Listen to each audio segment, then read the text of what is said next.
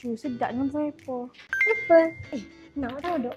Apa yang? Apple ni kan bukan sekadar buah. Tapi kalau dekat NKH ni kan, apple tu perfume. Perfume. Ha, ni. Ya betul. Bukan sekadar buah. Tapi perfume benar. Jadi nak makan apple. Bangok apple tu tak pedas. Boleh kan aku tunjuk kan?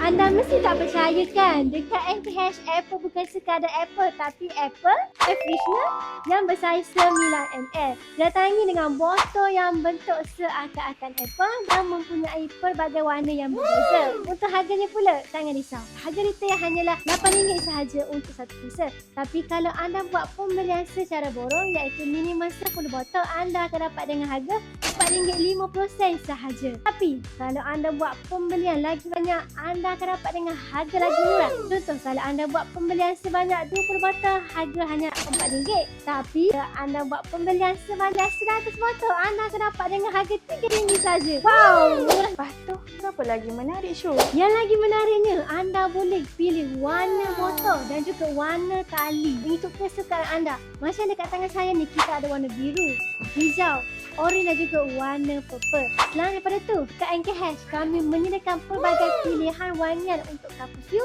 Kita ada sediakan lebih daripada 72 pilihan wangian. Jadi anda boleh saja pilih mana-mana wangian. Kita ada wangian jenis soft dan juga wangian yang jenis strong. Dan lagi-lagi specialnya, untuk couple view Apple ni kita bagi kepada anda pure party tanpa campuran DPM.